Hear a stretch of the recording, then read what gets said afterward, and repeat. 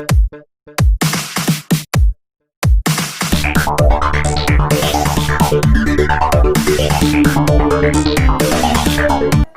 Dear students, welcome to the fish frame.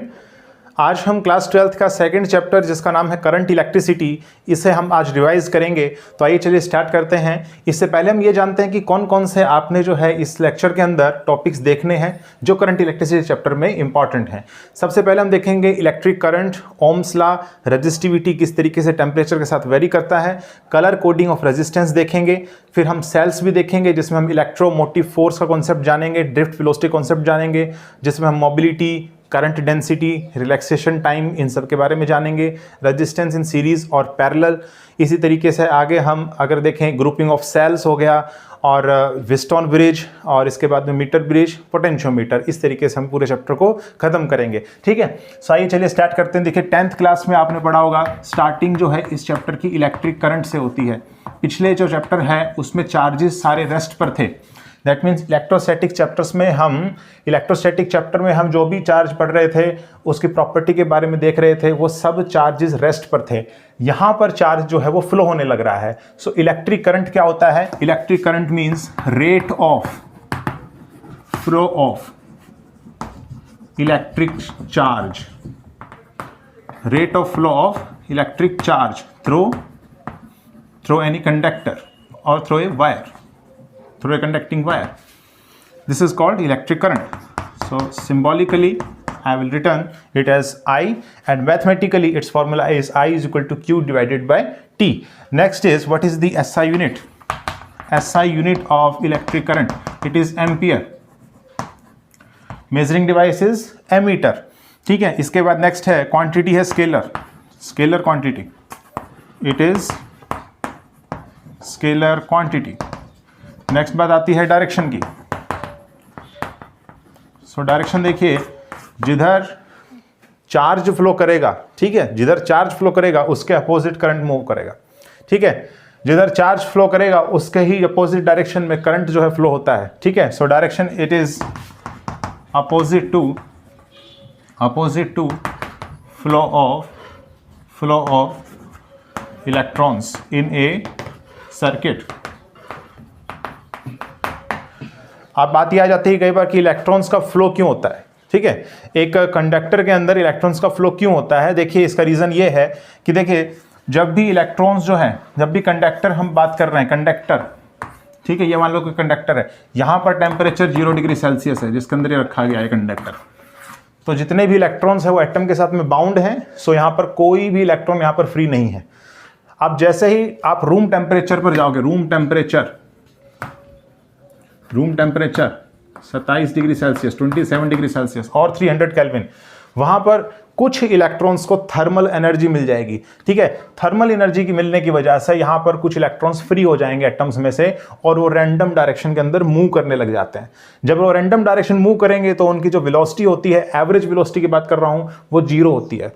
अब जैसे ही आप इसमें पोटेंशियल अप्लाई करते हो by using some external source, जैसे मान लीजिए आपने बैटरी कनेक्ट कर दिया, तो फिर जो है आपके यहाँ पर पोटेंशियल डिफरेंस डेवलप होता है। यानी कि एक तरफ आपके पास में इलेक्ट्रॉन्स बहुत ज़्यादा हैं और दूसरी तरफ क्योंकि इलेक्ट्रॉन्स वहाँ से मूव हुए हैं, सो उधर की तरफ पॉजिटिव चार्ज ज़्यादा है। ठीक है, सो एक तरफ पॉजिटिव, एक तरफ negative, so there is a potential difference here potential is high, here potential is low. So higher potential से लोअर पोटेंशियल की तरफ में चार्जेस यानी कि इलेक्ट्रॉन्स का फ्लो होना स्टार्ट हो जाता है, जिसके वजह से करंट फ्लो करता है और करंट की जो डायरेक्शन है वो अपोजिट होती है to the direction of flow of electrons.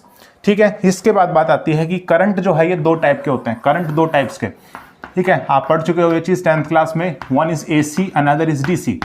ठीक है, तो सबसे पहले बात आती है कि अल्टरनेटिंग करंट क्या होता है। अल्टरनेटिंग करंट मींस जिसके अंदर डायरेक्शन और मैग्नीट्यूड जो है, डायरेक्शन और मैग्नीट्यूड पीरियोडिकली टाइम के साथ में चेंज होता है। जैसे फॉर एग्जांपल साइन वेव, जैसे साइन वेव, कोसाइन वेव। ठीक है, ये देखें आप, पीरियोडिक वेव है। साइन वेव अगर मैं बनाऊं, this is A periodic wave, this is A periodic wave. आप देख रहे हैं यहाँ पर पोलैरिटी, यहाँ पर क्या है, पॉजिटिव है, पोलैरिटी यहाँ पर क्या है, नेगेटिव, पोलैरिटी यहाँ पॉजिटिव, यहाँ नेगेटिव। ठीक है, सो डायरेक्शन जो है वो इसकी चेंज हो रही है। ठीक है, डायरेक्शन चेंज हो रही है, आल्सो मैग्नीट्यूड भी चेंज होने लग रहा है। इस पॉइंट पर यहाँ इतना मैग्नीट्यूड है, इस पॉइंट पर इतना मैग्नीट्यूड है, यहाँ पर इतना। That means in this alternating current what happens, the direction and the magnitude both changes periodically with the time.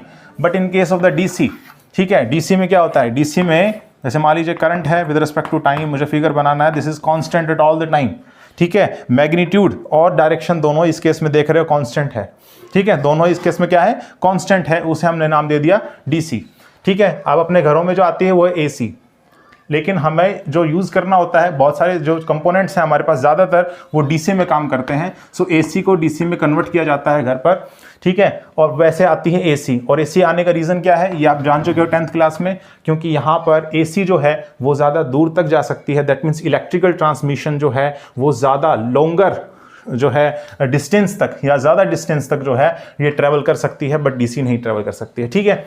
सो ये दोनों के बीच में डिफरेंस था, अल्टरनेटिंग करंट हो गया। इसके बाद नेक्स्ट है ओम्स लॉ।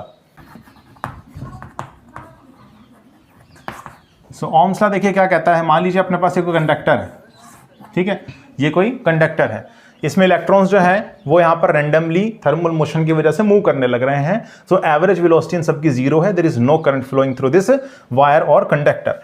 अब आपने क्या किया, इस पर एक्सटर्नल सोर्स आपने अप्लाई किया, there is a battery, I will connect it from it, ठीक है। सो एक टर्मिनल इसका पॉजिटिव है, दूसरा टर्मिनल इसका नेगेटिव है, ठीक है। एक टर्मिनल पॉजिटिव, इसका मतलब ये हो गया कि यहाँ पर इलेक्ट्रॉन्स की क्या है, डेफिशिएंसी है, एक तरफ इलेक्ट्रॉन जो है वो रिच अमाउंट में है, ज्यादा है, ठीक है। सो ऐसा क्यों हुआ है, ऐसा केमिकल रिएक्शंस की वजह से हुआ है, उसके अंदर केमिकल रिएक्शंस की वजह से एक तरफ क्या आया है पॉजिटिव, एक तरफ क्या आया नेगेटिव आया। सो यहाँ पर पॉजिटिव है, यहाँ पॉजिटिव, यहाँ पर क्या है नेगेटिव, दैट मीन्स यहाँ नेगेटिव, ठीक है। सो आप ये देख रहे हैं कि इस कंडक्टर के एक एंड पर पोटेंशियल हाई है, दूसरे एंड पर पोटेंशियल लो है, so there must be a potential difference between these two ends of a conductor, so this potential difference is V, ठीक है। Then if current is suppose I, ठीक है, current की direction क्या होती है देख लीजिए, पॉजिटिव से नेगेटिव जाता है बैटरी के, ठीक है, पॉजिटिव से नेगेटिव, क्योंकि यहां पर इलेक्ट्रॉन ज्यादा अमाउंट में है। सो जैसे इसको सर्किट कंप्लीट हो जाएगा, इलेक्ट्रॉन्स जो ऐसे मूव करेंगे, इलेक्ट्रॉन ऐसे मूव करेंगे नेगेटिव से, ठीक है। सो करंट की डायरेक्शन अपोजिट होगी, करंट ऐसे जाएगा अपोजिट, ठीक है। तो करंट अगर I है, सो यहां पर कितना हो जाएगा, V directly proportional to I, this is according to Ohm's law, ठीक है। और ये ऐसा जो फॉलो होता है V directly proportional to I, ये फॉलो होता है सिर्फ और सिर्फ कंडक्टर्स के केस में, कंडक्टर के केस में हम बात कर रहे हैं, कंडक्टर्स के केस में, ठीक है। So V is equal to कितना हो जाएगा RI, where I is the resistance, ठीक है, रेजिस्टेंस ऑफ द कंडक्टर। अब इसकी SI यूनिट होती है ओम, ठीक है, इस तरीके से इसको डिनोट किया जाता है। नेक्स्ट बात ये आती है कि रेजिस्टेंस जो है इसकी वैल्यू किन किन फैक्टर्स पर डिपेंड करती है। सो फर्स्ट फैक्टर यहां पर है लेंथ पर, length of the conductor, length of the conductor कैसे, R is directly proportional to L, ठीक है। सेकंड यहां पर है रेजिस्टेंस जो है ये एरिया ऑफ कंडक्टर पर भी डिपेंड करता है, what is the area of cross section of the conductor, that means suppose कीजिए ये वायर है, ठीक है, तो इस तरीके से वायर है, सो this is the area of cross section, this is area of cross section, suppose this is A, ठीक है, at all points this is A, at all points this is A, that means it has uniform area of cross section, that means it has uniform area of cross section, ठीक है। so R is inversely proportional to 1 by A, where A is the area of cross section of the conducting wire, ठीक है। Third यहां पर आता है nature of the material, nature of material of wire, यानी कि वायर किसका बना है, कंडक्टर का बना है, हो सकता है वो इंसुलेटर का बना है, हो सकता है वो सेमीकंडक्टर का है, हो सकता है वो अलॉय का है, ठीक है। Alloy means combination of metals, ठीक है। Fourth is temperature, so how it depends on the temperature, resistance depend on the temperature is as follows, resistance at any temperature capital T is equal to resistance what is at 0 degree Celsius multiplied with 1 plus alpha T, where alpha is very important factor, it is called temperature coefficient of resistance, temperature coefficient of resistance, ठीक है। अब देखिए suppose कीजिए इसको मैं equation number 1 नाम दे देता हूं, इसको equation number 2, so if I combine both equations 1 and 2 then I am getting R is directly proportional to L by A, that means R is equal to rho L by A, where rho is where rho is resistivity, ठीक है, resistivity है। Resistivity is the resistance which is offered by the wire whose length is 1 metre and area of cross section is 1 metre square, ठीक है। इसकी जो SI unit होती है वो देख लीजिए, इसकी ओम है, ठीक है, इसकी क्या होगी, इसकी लेंथ की मीटर है और इसकी एरिया की मीटर स्क्वायर, ठीक है। तो कैंसिल होकर यहाँ से कितना आ जाएगा, ओम मीटर, ठीक है। इसको आपस मल्टीप्लाई करोगे सो कितना आ जाएगा, क्रॉस मल्टीप्लाई करेंगे तो ओम मीटर, ठीक है। सो रेजिस्टिविटी की जो SI यूनिट है वो क्या होती है, ओम मीटर। रेजिस्टिविटी किन किन फैक्टर्स पर डिपेंड करता है, देखिए ये लेंथ और एरिया पर निर्भर नहीं करता है, ये निर्भर करता है nature of material of the wire and temperature, ठीक है। और ये टेम्परेचर पर वैसे वेरी करता है जैसे रेजिस्टेंस वेरी कर रहा है। That means rho is equal to rho not 1 plus alpha T, ठीक है। अब यहाँ पर अल्फा देखते हैं, अल्फा फैक्टर जो है वो कंडक्टर्स के केस में क्या होता है, इंसुलेटर के केस में क्या होता है और अलॉयज के केस में क्या है। सो देखिए यहाँ पर जो अल्फा है that means rho at any temperature T, resistivity at any temperature T is resistivity at 0 degree Celsius 1 plus alpha T, where alpha is called temperature coefficient of resistivity, temperature coefficient of resistivity. Now its value is positive, or you say that greater than 0 if I talk about conductors. If I talk about conductors, alpha is positive or greater than 0, it simply means कि resistivity increases as the temperature increases, ठीक है। resistivity increases as temperature increases। तो कोई graph पूछे अगर conductor के case में, बताइए ग्राफ कैसा होगा resistivity वर्सेस टेम्परेचर का। सो कैसा ग्राफ होगा, रेजिस्टिविटी वर्सेस टेम्परेचर का ग्राफ लुक्स लाइक दिस, ठीक है। जैसे for example copper is a good conductor, so copper का अगर पूछ लिया, कॉपर का रेजिस्टिविटी टेम्परेचर के साथ कैसे वेरी करता है, तो इस तरीके से होता है। नेक्स्ट हम बात करते हैं अल्फा इज नेगेटिव, किसके लिए, इंसुलेटर्स के लिए, इंसुलेटर्स या फिर हम कहें सेमीकंडक्टर्स, सेमीकंडक्टर्स जिसकी प्रॉपर्टीज इंसुलेटर और कंडक्टर के बीच में लाई करती है, ठीक है। इसको हम देखेंगे 9th चैप्टर के अंदर जिसका नाम है इलेक्ट्रॉनिक्स। इलेक्ट्रॉनिक्स जो है कंप्लीटली सेमीकंडक्टर्स पर बेस्ड है, ठीक है। सो यहाँ पर रेजिस्टिविटी देखिए, रेजिस्टिविटी डायरेक्टली प्रोपोर्शनल होती है e to the power Eg divided by KT। Eg है यहाँ पर बैंड गैप एनर्जी, ठीक है। सो ये बैंड गैप क्या होता है यहीं पर हम जानेंगे, which is the difference between the valence band and conduction band, ठीक है। कि यहाँ पर बोल्ट्जमैन कांस्टेंट है, T यहाँ पर टेम्परेचर है।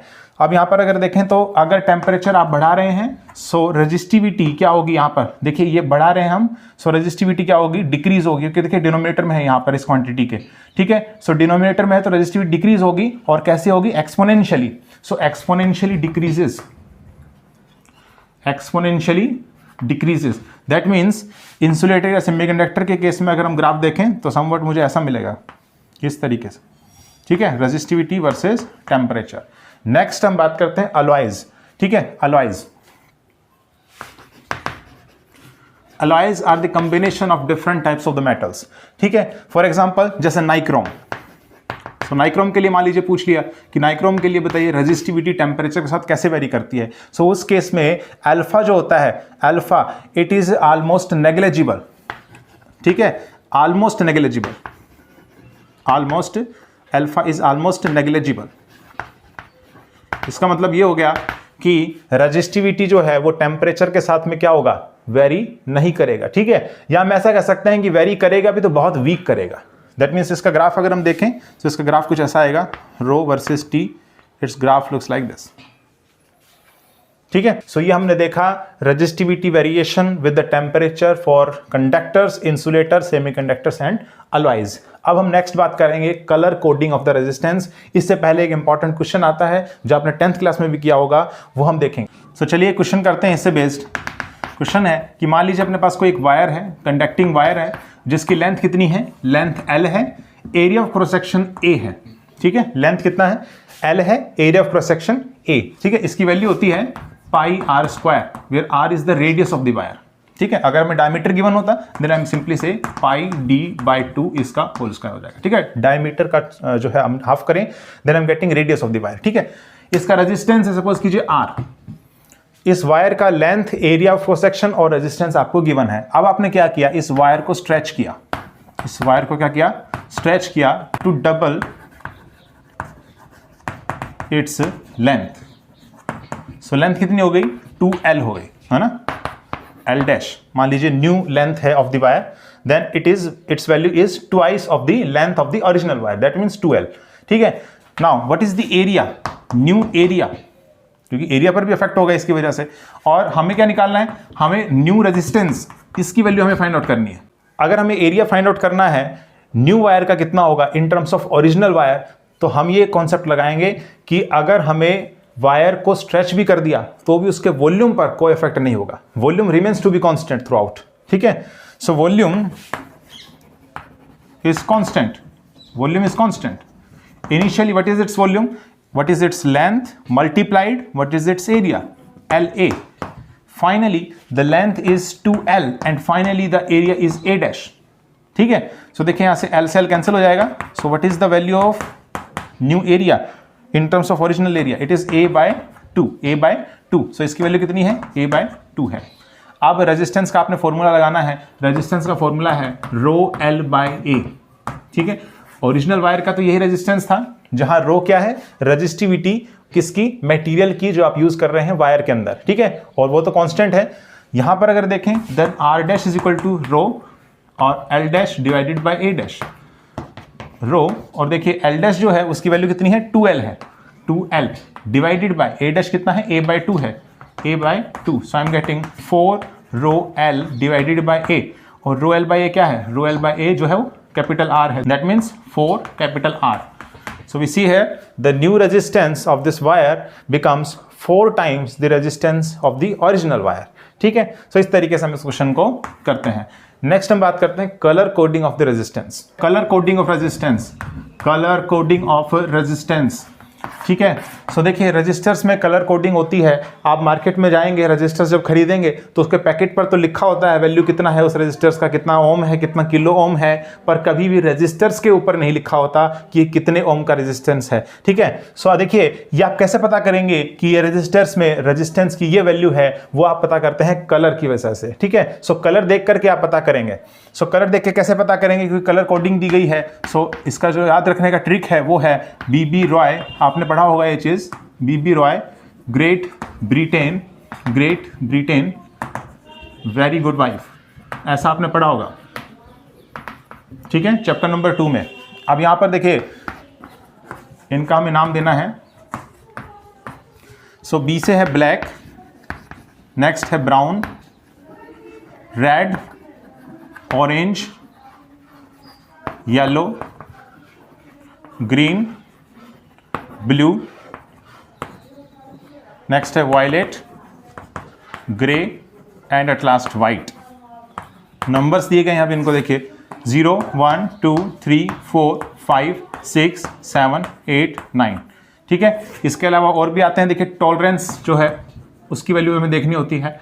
ठीक है. सो टॉलरेंस के लिए हमारे पास लास्ट जो कलर होता है वो होता है या तो गोल्ड या सिल्वर या फिर कोई कलर ही नहीं होता, नो कलर. तो टॉलरेंस की वैल्यू है यहाँ पर 5%. ठीक है. प्लस माइनस यहाँ पर है प्लस माइनस 10%, यहाँ पर है प्लस माइनस 20%. ठीक है. सो अब देखिए कैसे पहचानेंगे. सो इसके ऊपर देखिए बेस्ड एक एग्जांपल देख लेते हैं. मान लीजिए हमारे पास ये एक रजिस्टर गिवन है. ठीक है. इसमें आपको कलर्स जो है वो गिवन है. मान लीजिए एक है ब्लैक, एक है ग्रीन, एक है रेड और यहाँ पर है सिल्वर. ठीक है. और हमें फाइंड आउट करना है कि रजिस्टर जो है, इस रजिस्टर का रेजिस्टेंस की क्या वैल्यू होगी. ठीक है. सो देखिए ब्लैक की जो कोडिंग दी गई है वो है 0. ठीक है. नेक्स्ट है ग्रीन. सो ग्रीन जो है इसके लिए क्या है 5. ठीक है. देन इनटू मल्टीप्लाई करना है इसके बाद में 10⁻. रेड देखिए रेड कलर की क्या कोडिंग है 2. सो 2. ठीक है. एंड प्लस माइनस सिल्वर जो है इसके लिए कितना टॉलरेंस है 10%. सो 10%. इतना ओम जो है इसकी ये वैल्यू है. ठीक है. 0.5 का 5 भी लिख सकते हैं. सो रेजिस्टेंस जो है इस रजिस्टर की, इसकी क्या वैल्यू होगी 500 प्लस माइनस 10% इतना ओम हो जाएगा. ठीक है. सो अब नेक्स्ट हम देखते हैं the concept of drift velocity. So drift velocity को हम डिनोट करते हैं VD से. ठीक है. इसी में एक कॉन्सेप्ट हम जानते हैं रिलैक्सेशन टाइम का. Relaxation time. इसी में कॉन्सेप्ट है मोबिलिटी का और इसी में कॉन्सेप्ट है करंट डेंसिटी का. करंट डेंसिटी का. डिनोट करने का तरीका, रिलैक्सेशन टाइम को टो से डिनोट किया जाता है, मोबिलिटी को म्यू से और करंट डेंसिटी को जे से। This is a vector quantity, remember is, ठीक है, this is a vector quantity है, ठीक है, और ये स्केलर, ये हमारे पास रिलैक्सेशन टाइम स्केलर क्वांटिटी है, drift velocity is a vector quantity. तो सबसे पहले हम जानते हैं ड्रिफ्ट वेलोसिटी का कॉन्सेप्ट। हमने बताया था कि रूम टेम्परेचर पर जब भी ये कंडक्टर को रखा जाता है, सो वहाँ पर जो है इलेक्ट्रॉन्स कुछ फ्री होते हैं due to thermal motion, they all travel in the random directions, so on an average the velocity of these electrons is 0। उन इलेक्ट्रॉन्स की एवरेज वेलोसिटी क्या होती है, 0 होती है। पर जैसे ही आपने उसको एक्सटर्नल सोर्स से कनेक्ट किया, जैसे कोई बैटरी से कनेक्ट कर दिया आपने, सो वहां पर क्या होगा, एक तरफ पॉजिटिव है एक तरफ नेगेटिव, दैट मीन्स एक जो है हायर पोटेंशियल पर एक नेगेटिव पोटेंशियल पर। उसकी वजह से क्या हुआ कि एक इलेक्ट्रिक फील्ड जो है, इलेक्ट्रिक फील्ड ये यहां पर जो है अंदर कंडक्टर के क्या हो गई, जनरेट हो गई, ठीक है, एक इलेक्ट्रिक फील्ड सेटअप हो गई या हम कहीं जनरेट हो गई अंदर कंडक्टर के, और इसकी वजह से एक फोर्स आया, force which is acting on an electron and its value is E, ये वैल्यू होगी, ठीक है, और क्योंकि चार्ज माइनस है सो माइनस मैंने लगा दिया यहां पर, ठीक है। सो इतना फोर्स जो है इलेक्ट्रॉन्स के ऊपर लगेगा, जिसकी वजह से हायर पोटेंशियल से लोअर पोटेंशियल की तरफ इलेक्ट्रॉन्स मूव करना स्टार्ट कर देंगे, and the average velocity with which these electrons move in a particular direction when electric field is applied, this is called drift velocity, ठीक है। remember this is a vector quantity। इसकी जो value आती है, देखिए वो उसकी वैल्यू आती है Vd is equal to minus E tau divided by m, ठीक है, ये वैल्यू इसकी आती है। This is a vector quantity. ये नेगेटिव साइन यहां पर ये रिप्रेजेंट करने लग रहा है कि ड्रिफ्ट वेलोसिटी की जो डायरेक्शन है ये अपोजिट है to the direction of electric field. तो यहां पर नेक्स्ट देखिए रिलैक्सेशन टाइम क्या होता है। अब इलेक्ट्रॉन्स जो है जब वो मूव करना स्टार्ट करेंगे, क्योंकि उनके ऊपर ये फोर्स लगने लग रहा है on the electrons under the appliance of the electric field, so क्या होगा, देखिए उनके इलेक्ट्रॉन्स जो है जब वो मूव करेंगे, ठीक है, सो बहुत सारे इलेक्ट्रॉन्स हैं और बीच में क्या है, एटम्स और आयंस है, एटम्स और आयंस ऑफ द मेटल, इनके साथ में इनका कोलिजन होगा, ठीक है। सो यहां पे नाम ही सजेस्ट करने लग रहा है, relaxation means the electrons are at relaxed position.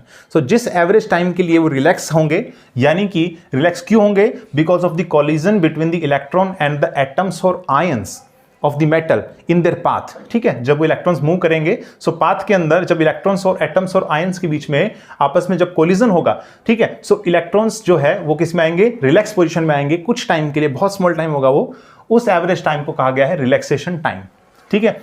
Next हम बात करते हैं मोबिलिटी की, ठीक है। सो देखिए मोबिलिटी का फिजिकल सिग्निफिकेंस ये होता है कि ये रिप्रेजेंट करता है कि how fast electrons will be move when you apply the electric field to the conductor, ठीक है, या फिर हम potential apply to the conductor.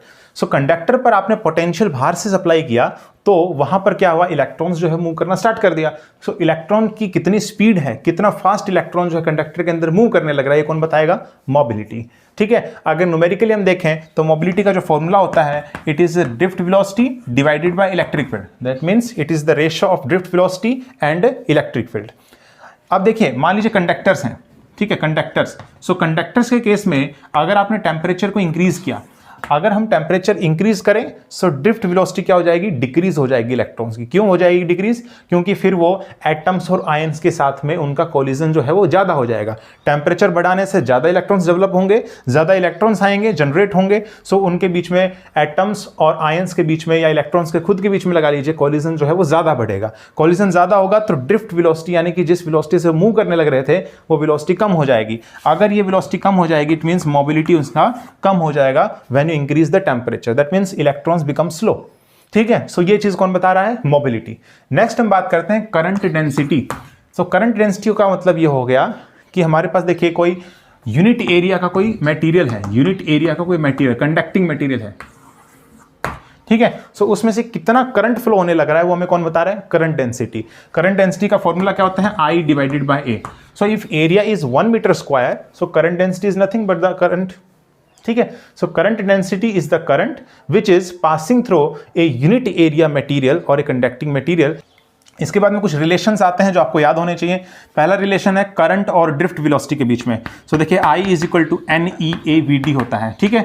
E यहाँ पर चार्ज है इलेक्ट्रॉन का, N यहाँ पर है number of the atoms per unit volume in a conductor, फिर है A is the area of conductor and VD is the drift velocity, ठीक है। नेक्स्ट हम बात करते हैं, देखिए फॉर्मूला है J is equal to sigma E। Sigma is the sigma is the electrical conductivity, ठीक है।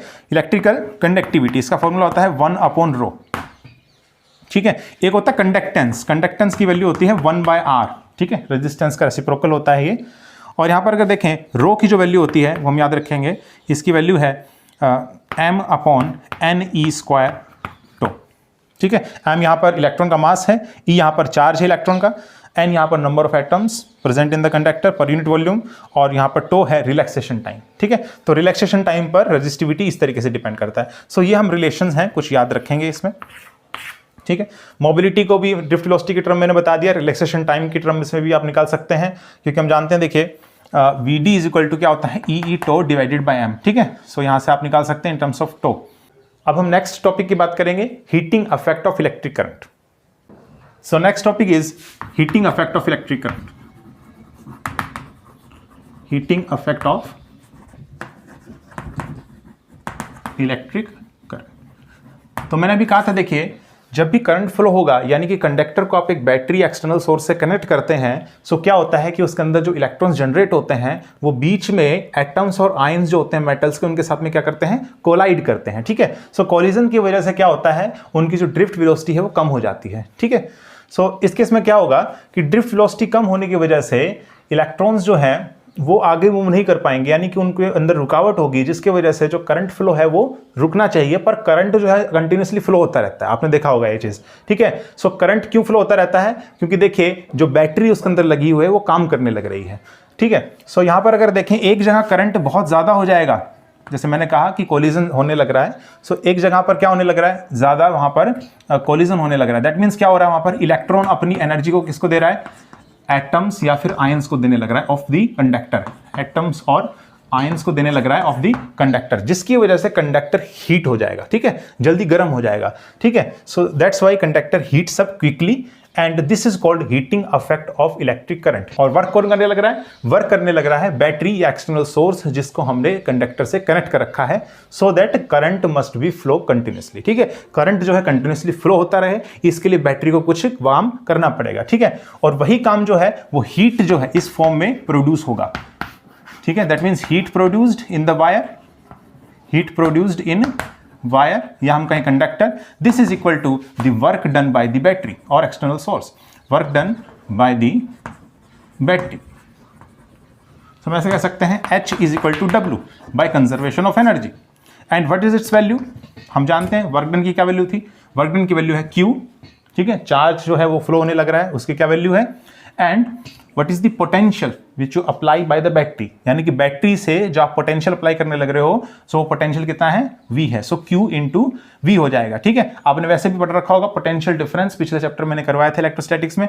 Potential is the amount of the work done per unit charge, ठीक है। What is this work done, to bring the test charge from infinity to a point in the vicinity of another charge where electric field is present, ठीक है। अब यहां से अगर हम value देखें V की, सो इट इज IR, ठीक है। कंडक्टिंग कोई मटेरियल है, उसी के अंदर जो है करंट फ्लो होगा, सो उसके अंदर ओम्स लॉ जो है वो सेटिस्फाई करेगा, that's why V is equal to IR, जो मैंने यहाँ पर पुट कर सकता हूँ, ठीक है।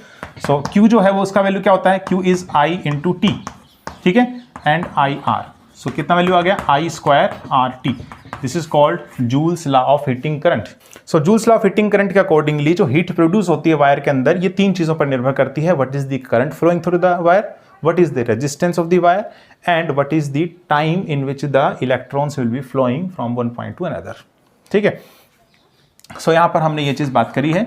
अब नेक्स्ट यहाँ से अगर पावर निकालना चाहते हैं, power, what is the power dissipation, ठीक है। सो पावर का जो फॉर्मूला होता है, it is work done per unit time.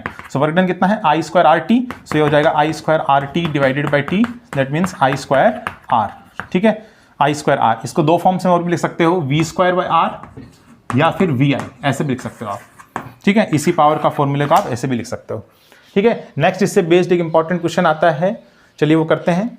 सो देखिए क्वेश्चन है, मान लीजिए आपके पास एक 25 वॉट का एक बल्ब है और एक आपके पास 100 वॉट का बल्ब है, हमने दोनों को सीरीज में कनेक्ट किया, ठीक है। ये फर्स्ट पार्ट करवा रहा हूं, फर्स्ट पार्ट है, दोनों को सीरीज में कनेक्ट किया। तो क्वेश्चन है विच बल्ब ग्लो मोर, ठीक है, कौन सा वाला ग्लो जो है ज्यादा करेगा। सो कैसे निकालेंगे, देखिए इन दोनों को आपने सेम पोटेंशियल जो दिया होगा या इसके ऊपर जो वोल्टेज रेटिंग होती है वो तो सेम ही होगी, ठीक है। मान लीजिए इसके दोनों के ऊपर है 220 वोल्ट, ठीक है, 220 वोल्ट ही हमारे घर में आती है, सो वही मैंने लिया है यहाँ पर 220 वोल्ट जो आप इन दोनों बल्ब्स के ऊपर अप्लाई करने लग रहे हो। So voltage is constant, so P is equal to V square by R से अगर हम देखें, सो पोटेंशियल या फिर वोल्टेज हम कहें तो वो तो कांस्टेंट अपना अप्लाई करने लग रहे हैं दोनों बल्ब्स के ऊपर 220 वोल्ट, ठीक है। सो यहाँ पर पावर जो है, पावर जिसकी ज़्यादा होगी रेजिस्टेंस उसका कम होगा, ठीक है, पावर जिसकी ज़्यादा होगी रेजिस्टेंस उसका कम होगा। तो हम यहाँ से देख सकते हैं कि रेजिस्टेंस जो है, ठीक है, रेजिस्टेंस किसका कम है, resistance of 100 what bulb is less, ठीक है, ये बात आ जाती है। अब नेक्स्ट हमारा क्वेश्चन है कि दोनों को सीरीज में हमने कनेक्ट किया, ठीक है। सो अगर सीरीज के अंदर आप कनेक्ट करते हैं तो आप जानते हैं कि इसका भी एक रेजिस्टेंस होगा, इसका भी एक रेजिस्टेंस होगा, जिसकी वैल्यू हम यहाँ से देख सकते हैं, ठीक है। ये जो रेजिस्टेंस की ये वैल्यू है, इसकी वैल्यू आप कैलकुलेट भी कर सकते हैं। यहाँ पर 220 वोल्ट रख करके यहाँ पर पावर जो है एक बार 25, एक बार 100 वोट। तो हम यहाँ से वैसे भी अंदाजा लगा सकते हैं कि रेजिस्टेंस जो 100 वोट बल्ब का कम होगा एज कंपेयर टू 25 वाट। अगर हम देखें सीरीज के अंदर हम कनेक्ट करते हैं तो करंट जो होता है वो सेम फ्लो करता है through the resistance. That means इन दोनों बल्ब्स में करंट जो है वो सेम फ्लो करेगा, करंट सेम फ्लो। अगर करंट सेम फ्लो करेगा तो हम जानते हैं P is equal to V I होता है, ठीक है, P is equal to V I होता है, या फिर हम कहें I स्क्वायर R होता है। अब देखिए सीरीज के अंदर क्योंकि करंट सेम है, सो रेजिस्टेंस जिसका ज़्यादा है, रेजिस्टेंस जिसका ज़्यादा है, पावर डिसिपेटेड वो ज़्यादा है, ठीक है। दैट मीन्स वो ज़्यादा पावर जो है वो कंज्यूम करने लग रहा है, इसका मतलब ये हो गया। इट मीन्स जिसका रेजिस्टेंस ज़्यादा है, रेजिस्टेंस किसका ज़्यादा है, 100 वॉट बल्ब का तो कम है, इसका मतलब 25 वाट का रेजिस्टेंस ज़्यादा है, इसका मतलब उसके अंदर पावर डिसिपेशन भी ज़्यादा है, इसका मतलब 25 वॉट वाला बल्ब जो है वो ज़्यादा ग्लो करेगा, क्योंकि वो ज़्यादा पावर कंज्यूम करने लग रहा है, तभी तो पावर डिसिपेशन उसके अंदर ज़्यादा है, ठीक है। सो पावर कंजम्पशन या पावर डिसिपेशन इसके अंदर ज़्यादा होने लग रहा है क्योंकि इसका रेजिस्टेंस ज़्यादा है, हैंस 25 वाट वाला बल्ब जो है वो ज़्यादा ग्लो करेगा। अब अगर आप देखिए पैरेलल में इसको कनेक्ट करते हैं, ठीक है, पैरेलल में इन दोनों बल्ब्स को आप कनेक्ट करते हैं तो क्या होगा, पैरेलल में हम जानते हैं दोनों रेजिस्टेंस जो हैं, क्योंकि ये दोनों रेजिस्टेंस ऑफर करने लग रहे हैं, उनकी वैल्यू हमने कैलकुलेट नहीं करी पर हम बता सकते हैं कि 100 वोल्ट बल्ब जो है ये रेजिस्टेंस कम देने लग रहा है हमें, ठीक है।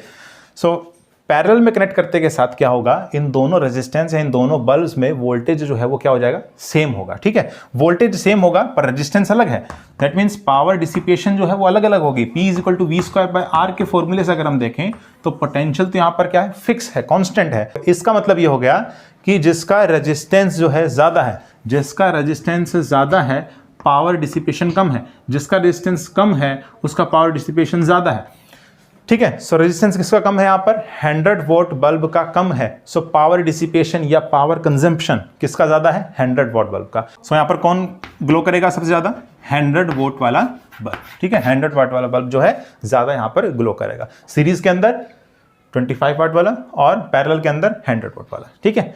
नेक्स्ट हम देखते हैं, देखिए रेजिस्टेंस अगर हम सीरीज के अंदर कनेक्ट करते हैं तो नेट रेजिस्टेंस आता है, net resistance R1 plus R2, और पैरेलल में कनेक्ट करने पर रेजिस्टेंस आता है R1 R2 divided by R1 plus R2, ठीक है। इसके बाद में नेक्स्ट टॉपिक है सेल, यानी कि इलेक्ट्रोमोटिव फोर्स के बारे में हम जानेंगे नेक्स्ट।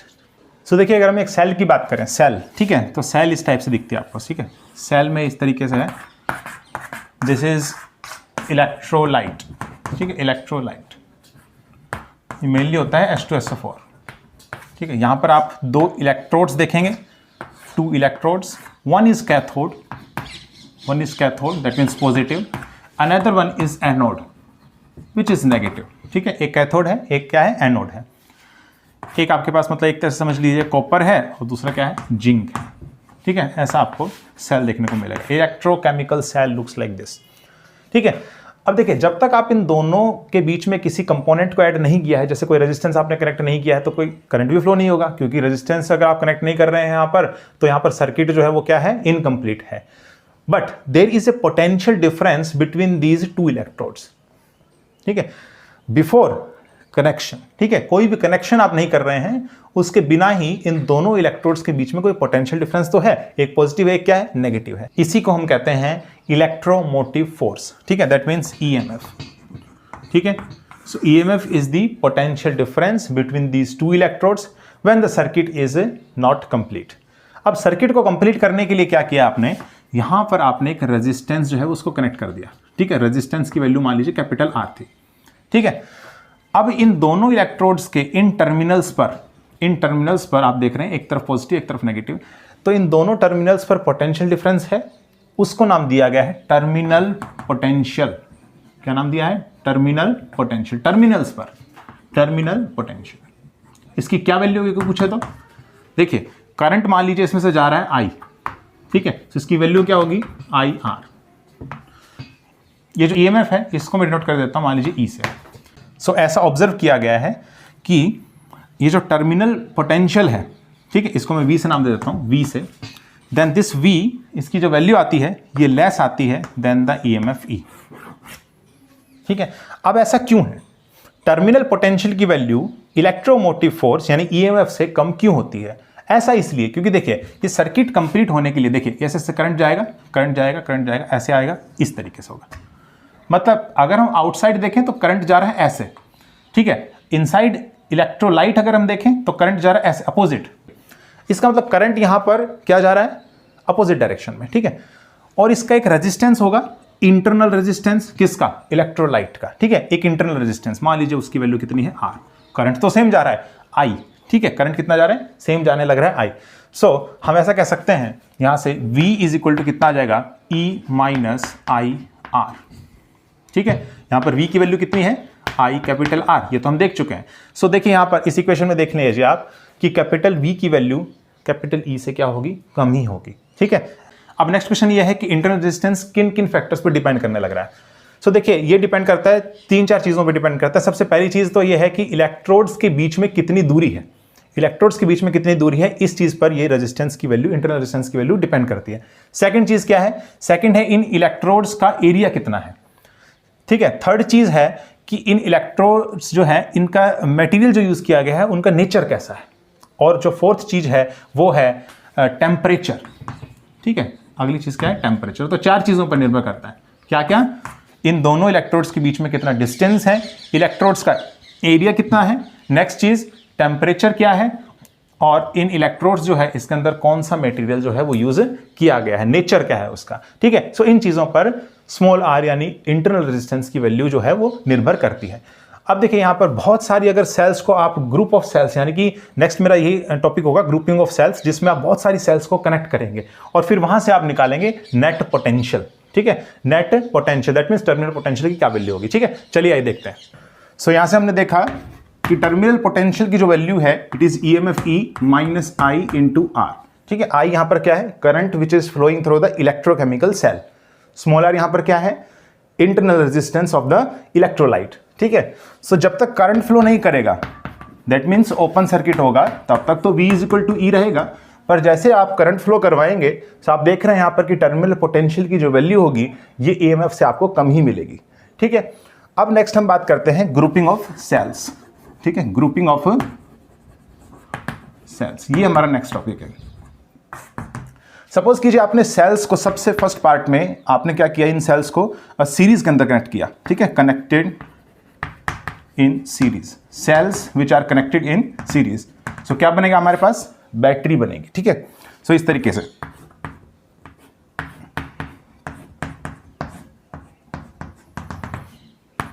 ठीक है। यहां पर हम सपोज करके चल रहे हैं कि n नंबर ऑफ सेल्स आपने यहां पर कनेक्ट किए हैं सीरीज के अंदर। हर एक का ईएमएफ जो है वो एक का E1 है, एक का E2 है, एक का E3 है, E4 है, E5 है, इस तरीके से है। और इनका जो इंटरनल रेजिस्टेंस है वो है R1, R2, R3, R4, ठीक है। तो ये इक्वल नहीं है अभी के लिए। तो जब तक इक्वल नहीं है तब के लिए हमारे पास देखिए कंडीशन क्या होगी, V is equal to E, ठीक है। सो जो ईएमएफ होगा यहाँ पर नेट ईएमएफ वो कितना हो जाएगा? E1 plus E2 plus E3 plus E4, इस तरीके से, ठीक है। ध्यान रखिएगा यहाँ पर E1 minus E2 minus E3 भी हो सकता है अगर आप इनके जो टर्मिनल्स हैं, ठीक है, सेल के, ये आप जो है अपोजिट कनेक्ट करें, दैट मीन्स इस तरीके से,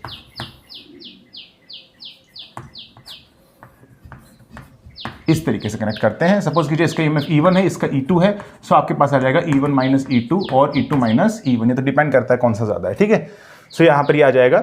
अगर यहाँ पर नेगेटिव इस सेल का दूसरे वाले सेल के नेगेटिव से कनेक्ट है या फिर इसका पॉजिटिव इसके पॉजिटिव से कनेक्ट है, तो हम यहाँ से देखेंगे कि आपके पास जो पोटेंशियल आता है या फिर हम कहें कि ईएमएफ आता है, नेट ईएमएफ, वो क्या होता है? सब्ट्रैक्शन होता है उसके अंदर। यहाँ पर हम देखें तो अपोजिट है, यहाँ नेगेटिव जो है एक सेल का दूसरे वाले सेल के पॉजिटिव से कनेक्ट है, इसलिए यहाँ पर सबका क्या किया गया है? सम किया है, ठीक है। और फिर इसके बाद क्या है? माइनस आई, तो करंट तो सेम ही फ्लो करेगा क्योंकि सीरीज के अंदर है। सो करंट जो है सभी सेल के अंदर सपोज कीजिए आई जो है फ्लो करने लग रहा है। फिर इसके बाद है बहुत सारे इंटरनल रेजिस्टेंसेज जो किसके अंदर कनेक्ट हैं, सीरीज के अंदर। और हम जानते हैं सीरीज के अंदर नेट रेजिस्टेंस कितना होता है, R1 plus R2 plus R3 इस तरीके से। अब अगर हम इन सब सेल्स का EMF और इंटरनल रेजिस्टेंस इक्वल मान लें, ठीक है, that means E1 is equal to E2 is equal to E3 all equals to E, and similarly internal resistance भी अगर इक्वल है इज इक्वल टू R, और यहाँ पर n number of cells connect हैं, तो यहाँ पर ये इसकी वैल्यू कितनी आ जाएगी, इसकी वैल्यू आ जाएगी NE, इसकी वैल्यू कितनी आ जाएगी NR। दैट मीन्स ये बात हो गई यहाँ से कि V is equal to NE minus INR, ये हो जाएगा यहाँ पर, ठीक है। If the cells are connected in the series and they have equal EMF, they have equal internal resistance, ठीक है। सो नेक्स्ट हम बात करते हैं they are connected in parallel. So next is when connected in parallel, ठीक है। सो देखिए parallel में आपने कनेक्ट करना है इस तरीके से,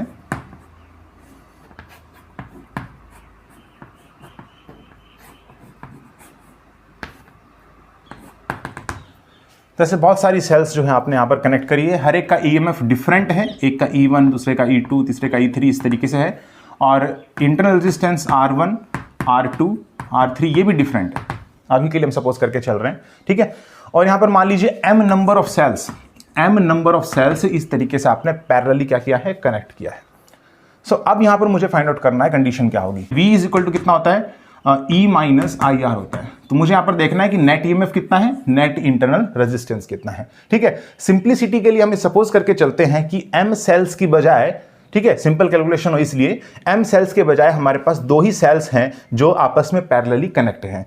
एक का EMF E1 है, इंटरनल रेजिस्टेंस R1 है, दूसरे का EMF E2 है, इंटरनल रेजिस्टेंस R2 है, ठीक है। सो यहाँ पर देखिए क्या होगा, आप जानते हैं कि जब पैरेलली कनेक्ट की जाती हैं इस तरीके से इंटरनल रेजिस्टेंसेस, ठीक है। सो रेजिस्टेंस जब पैरेलल के अंदर कनेक्ट होते हैं तो वोल्टेज जो होता है which is developed across the register it is same, ठीक है। सो वोल्टेज जो है वो कितना हो जाएगा, ये हो जाएगा कैपिटल V के इक्वली, ठीक है। So V is equal to अगर हम इसकी बात करें, ठीक है, इस वाले ब्रांच की अगर हम बात करें तो कितना हो जाएगा, करंट कितना है इसके अंदर से, करंट मान लीजिए यहाँ पर है से I1, ठीक है, करंट कितना है इसके अंदर I1 है, ठीक है। इसके अंदर कितना है I2 है। थर्ड हम नहीं मान के चल रहे, ये सब हम अभी नेगलेक्ट करके चल रहे हैं, सिंप्लिसिटी कैलकुलेशन के लिए है, ठीक है। सिर्फ दो सेल्स हम यहाँ पर सपोज करके चल रहे हैं। I जो है यहाँ पर करंट फ्लो करने लग रहा है इसके अंदर। I1 जो है वो दो पार्ट्स के अंदर टूट जाता है, यहाँ पर I1 इस ब्रांच के अंदर जाता है, I2 इस ब्रांच के अंदर जाता है। तो हम यहाँ से ये कह सकते हैं कि I is equal to simply I1 plus I2 है, ठीक है। अब पोटेंशियल यहाँ पर भी सेम, यहाँ पर भी, ठीक है, दोनों केसेस के अंदर सेम है। यहाँ का कितना है E1 माइनस करंट कितना है I1, इंटरनल रेजिस्टेंस कितना है R1, ठीक है। एंड दिस इज सेम इस वाली ब्रांच के अंदर कितना है voltage E2 minus I2 R2, ठीक है। सो यहाँ से देखिए I1 की वैल्यू कितनी आ गई, I1 की वैल्यू अगर हम देखें तो यहाँ से देखें तो I1 की वैल्यू आ जाएगी E1 minus V divided by R1। यहाँ से देखें तो I2 की value E2 minus V divided by R2, ठीक है। सो हम इसके अंदर ये दोनों वैल्यूज पुट करेंगे। सो मेरे पास आ जाएगा I is equal to E1 by R1 और प्लस में E2 bye R2 and minus में ये आ जाएगा V of 1 by R1 plus 1 by R2, ये आ जाएगा यहाँ से, ठीक है। चलिए एलसीएम लेते हैं। सो यहाँ से आ जाएगा I is equal to E1 R2 plus E2 R1 divided by R1 R2 minus V of R1 plus R2 divided by R1 R2। Cross multiply अगर हम करें then I am getting I R1 R2, ठीक है, is equal to E1 R2 plus E2 R1 and minus में V of R1 plus R2। पर मुझे यहाँ से फाइंड आउट करना है V, ठीक है, तभी तो मैं कंपेयर करूंगा इसको इक्वेशन से which is V is equal to E minus IR, ठीक है। इससे जब आप कंपेयर करोगे तो आपको पता चलेगा कि नेट EMF कितना है, नेट इंटरनल रेजिस्टेंस कितना है जब आप दो सेल्स को आपस में पैरेलली कनेक्ट करते हैं, ठीक है। सो इस फॉर्म में हमें इसको लेकर के आना है, इस फॉर्म में। सो यहाँ से मुझे पोटेंशियल V फाइंड आउट करना है। सो पोटेंशियल V कितना आ जाएगा देखें तो V of R1 plus R2 this is equal to E1 R2 plus E2 R1 divided by, क्योंकि नीचे जाएगा तो आपके पास आ जाएगा R1 प्लस R2 और यहाँ से आ जाएगा प्लस में आई, अच्छा माइनस आएगा ना, क्योंकि आपने इसको इधर भेजा है, आई R1 R2 को इधर भेजा है, तो माइनस आएगा, minus I R1 R2 divided by R1 plus R2, ठीक है। इसके साथ जो मल्टीप्लाई था R1 प्लस R2 ये यहाँ नीचे चला जाएगा। सो अब आप कंपेयर कर सकते हैं, देखिए ये जो इक्वेशन है ये इस फॉर्म की आ गई है अब। सो EMF जो नेट है वो आपके पास ये है, और इंटरनल रेजिस्टेंस जो आपके पास नेट है वो ये है। तो ये तो हम जानते भी हैं, जब दो इंटरनल रेजिस्टेंसेज आपस के अंदर पैरेलली कनेक्ट होते हैं तो आपके पास नेट रेजिस्टेंस यही आता है, R1 R2 divided by R1 plus R2। Net EMF ये होता है, ठीक है। अब हम केस लेकर के चल रहे हैं कि मान लीजिए दोनों जो है, मान लीजिए कि दोनों जो है EMF E1 E2 ये E के इक्वल है, और यहाँ पर R1 और R2 ये भी दोनों इक्वल हैं, सपोज R है, ठीक है। सो यहाँ से पोटेंशियल भी आ जाएगा यहाँ पर 2ER divided by 2R minus I R square by 2R, ठीक है। सो यहाँ से आ जाएगा E माइनस I और यहाँ से आ जाएगा R बाई 2, ठीक है। सो आप जनरल फॉर्म देख सकते हैं, अगर यहाँ पर 3 EMF भी होती और सभी की EMF इक्वल होती तो भी यहाँ पर E ही आता, ठीक है। Then E1 R2 plus E2 R1, ठीक है। इस तरीके से आकर के आपके पास में नेट जो बचता ना, तो आपके पास EMF E ही आता। सो यहाँ से हम अगर देखें इन जनरल, अगर आपके पास m number of cells parallel के अंदर कनेक्ट हैं तो आपके पास जनरल फॉर्मूला क्या आ जाता है उस टाइम पे पोटेंशियल V का, potential V is equal to E minus I R by कितना, देखिए R बाय, जब दो रेजिस्टेंस है तो R बाय 2 हो रहा है, ठीक है। हम ये जानते भी हैं, अगर दो इक्वल रेजिस्टेंसेज आपने पैरेलली कनेक्ट किए हैं तो नेट रेजिस्टेंस कितना आता है R बाय 2, 3 रेजिस्टेंस किए हैं तो R बाय 3, M रेजिस्टेंस अगर आपने पैरेलली कनेक्ट किए हैं तो कितना हो जाएगा, R बाय M हो जाएगा, R बाय M। सो ये इक्वेशन आ जाएगा आपके पास, ठीक है। ये कब काम करेगी, ये तब जब EMF और इंटरनल रेजिस्टेंसेज बराबर ना हो, ठीक है। ये कब, जब EMF और इंटरनल रेजिस्टेंसेज आपस में इक्वल हैं, ठीक है।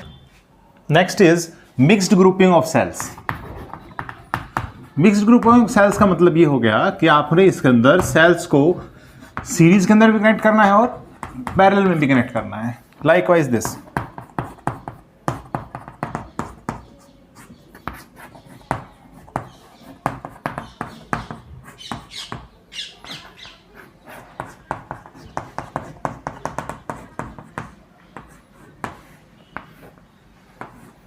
इस तरीके से, ठीक है।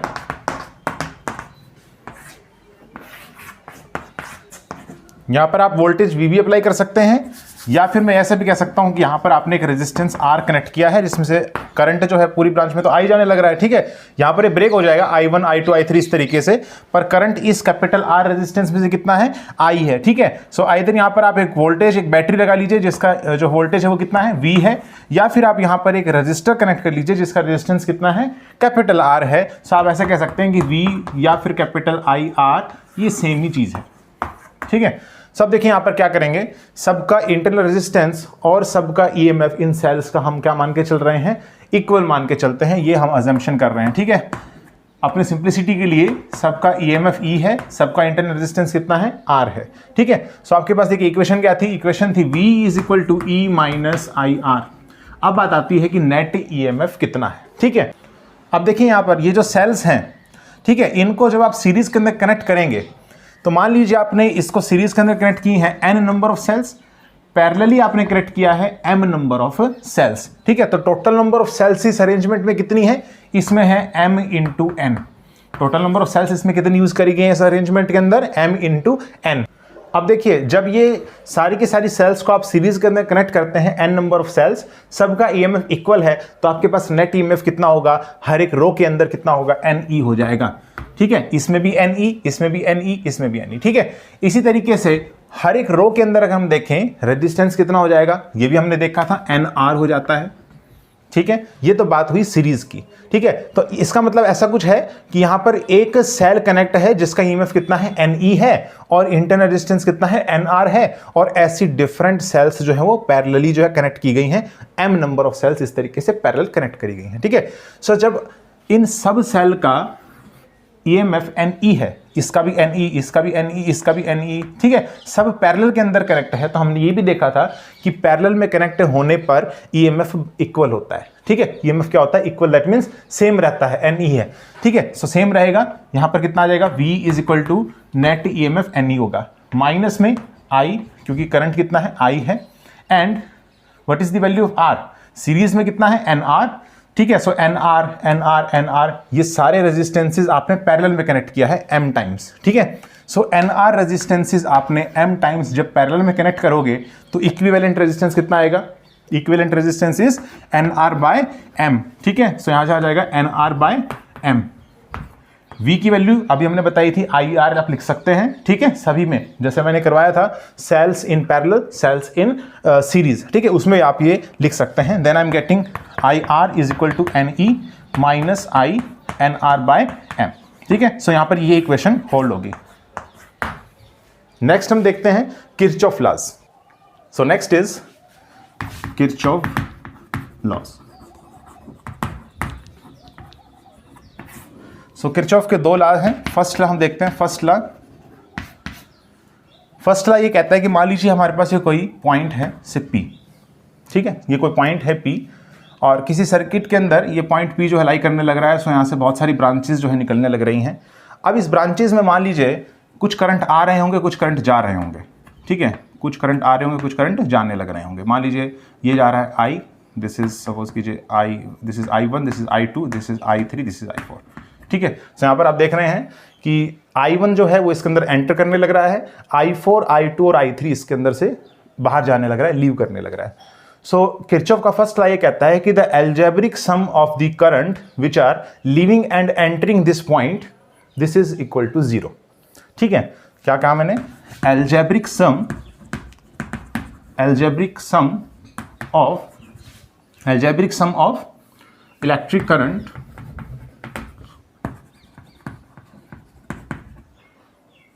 entering or leaving a point is 0। और साइन कन्वेंशन के अकॉर्डिंगली जो यहां पर बाहर जाने लग रहा है करंट उसको आपने पॉजिटिव लेना है और जो एंटर करने लग रहा है उसको क्या लेना है, माइनस लेना है। सो यहां पर अगर हम देखें सो माइनस I1 क्योंकि एंटर कर रहा है, प्लस में I2 plus I3 plus I4, this is equal to 0, ठीक है, दिस इज इक्वल टू 0। फिर इसके बाद आता है, देखिए एक चीज और, फर्स्ट लॉ जो होता है किरचॉफ लॉ का, ये यहां पर ओबे करता है law of conservation of charge, ठीक है। क्या ओबे करता है, it obey law of conservation of charge, law of conservation of charge मतलब चार्ज जो है वो कंजर्व्ड है, law of conservation of charge, इसका मतलब ये हो गया चार्ज यहां पर क्या है, कंजर्व्ड है। अब बात करते हैं सेकंड लॉ की। So next is second law, second Kirchhoff law. ये ओबे करता है, it obey law of conservation of energy, law of conservation of energy, ठीक है। सो ये क्या कहता है, the algebraic sum of, same है वही है, the algebraic sum of, change क्या है, पोटेंशियल डिफरेंस हो जाएगा, ठीक है, पोटेंशियल डिफरेंस, ठीक है, इन ए क्लोज्ड लूप। ये भी ध्यान रखना है, लूप कैसा होना चाहिए, क्लोज्ड लूप, तभी आप किरचॉफ सेकंड लॉ लगाएंगे, ठीक है। The algebraic sum of potential difference in a closed loop including, क्या क्या उसके अंदर इंक्लूड करना है, इंक्लूडिंग क्या, इंक्लूडिंग जितने भी EMF हैं, EMFs एंड रेजिस्टिव एलिमेंट्स, इन सब को कंसिडर करते हुए their algebraic sum is 0, their algebraic sum is 0। This is given by the Kirchhoff second law. For example जैसे आपके पास ये सर्किट गिवन है,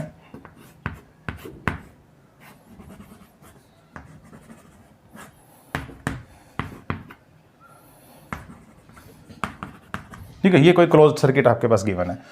यहां पर अगर आपने किरचॉफ सेकंड लॉ लगाना है, सो देखिए क्या करेंगे आप, सबसे पहले करंट की डायरेक्शन देखिए। सो करंट की डायरेक्शन आपके ऊपर डिपेंड करती है, आप ऐसे भी ले सकते हैं, दैट मीन्स क्लॉकवाइज भी या फिर एंटी क्लॉकवाइज भी, ठीक है, आंसर सेम आएगा। मान लीजिए आप लेने लग रहे हैं यहाँ पर क्लॉकवाइज, ठीक है, तो अभी इस ब्रांच के अंदर करंट फ्लो करने लग रहा है I, हम ये सपोज करते हैं। तो देखिए यहाँ से कैसे फाइंड आउट करेंगे, ये I करंट ऐसे जाएगा, ठीक है, I करंट ऐसे जाएगा, इस बैटरी में से सबसे पहले क्या आने लग रहा है, पॉजिटिव। तो I करंट जब जाएगा तो सबसे पहले क्या एंटर करेगा, V2 जो बैटरी है जिसका पोटेंशियल V2 है उसके पॉजिटिव टर्मिनल पर सबसे पहले जाएगा, ठीक है। सो यहाँ पर आ जाएगा V2 और वो भी कैसा, प्लस का, V2 वो भी किसका, प्लस का, क्योंकि यहाँ पर क्या है, पॉजिटिव है यहाँ पर बैटरी का। फिर उसके बाद ऐसे जाएगा, ठीक है, ऐसे जाएगा। फिर उसके बाद देखिए सबसे पहले क्या आने लग रहा है, यहाँ पर V1 पोटेंशियल वाली जो बैटरी है इसका पॉजिटिव टर्मिनल आने लग रहा है जिसके अंदर ये करंट फ्लो करेगा, ठीक है। सो यहाँ कितना आ जाएगा, प्लस में V1 आ जाएगा, ठीक है, प्लस में V1। देन आगे हम जाएंगे, then I am getting plus में IR1, ठीक है, potential drop across this resistance R1 is IR1, plus में फिर उसके बाद potential drop across this resistor R2, ठीक है, वो कितना हो जाएगा, IR2 हो जाएगा, and all their algebraic sum is 0, ठीक है। अगर मान लीजिए इस तरीके से होता, यहाँ पर ये नेगेटिव, यहाँ पर ये पॉजिटिव, सो यहाँ पर देखिए करंट ऐसे जाएगा, तो यहाँ पर कहाँ एंटर किया, नेगेटिव ऑफ द बैटरी, ठीक है, तो यहाँ पर कितना आ जाएगा, -V1 आ जाएगा। सबसे पहले कहाँ एंटर किया, नेगेटिव ऑफ द बैटरी। अगर आप इसको दोनों तरफ नेगेटिव से मल्टीप्लाई कर देते हैं, दैट मीन्स आप इसको ऐसे भी लिख सकते हैं -V2 plus V1 minus IR1 minus IR2 this is equal to 0, तो ये भी गलत नहीं है, ठीक है। अगर आप दोनों तरफ नेगेटिव से मल्टीप्लाई कर देते हैं तो आपके पास ये इक्वेशन आएगी, तो ये इक्वेशन भी ट्रू है, ठीक है। आप देख रहे हैं दोनों इक्वेशन क्या है, सेम है, तो आप ऐसे भी लिख सकते हैं। चलिए अब नेक्स्ट हम बात करते हैं व्हिटस्टोन ब्रिज की। So next is Wheatstone bridge.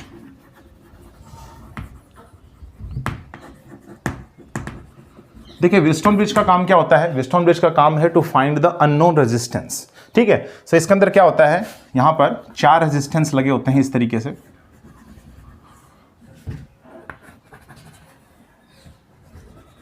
इस तरीके से, ठीक है। इसका मान लीजिए नाम है P, Q, R और इसका S, ठीक है। यहाँ पर इसको गैल्वेनोमीटर से कनेक्ट किया गया है, गैल्वेनोमीटर, ठीक है, so that we can measure the current in between these 2 branches, ठीक है। इन 2 ब्रांचेस पॉइंट्स के बीच में, ये पॉइंट और ये पॉइंट, ठीक है, इन 2 पॉइंट्स के बीच में हम क्या फाइंड आउट कर सकें, हम यहाँ पर फाइंड आउट कर सकें करंट कितना है, ठीक है, which is flowing through this galvanometer. So यहाँ पर A नाम देते हैं इस ब्रांच का, ABCD, ठीक है, इस ब्रांच का क्या नाम दे दिया, ABCD।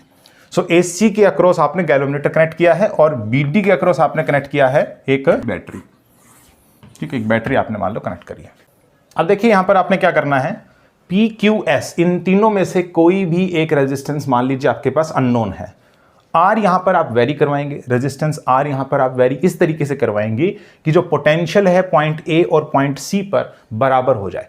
इसकी वजह से क्या होगा, इसकी वजह से इस वाली ब्रांच में करंट नहीं जाएगा, करंट नहीं जाएगा तो गैल्वेनोमीटर जो है वो कोई डिफ्लेक्शन शो नहीं करेगा। So current through this galvanometer, current through this galvanometer becomes 0।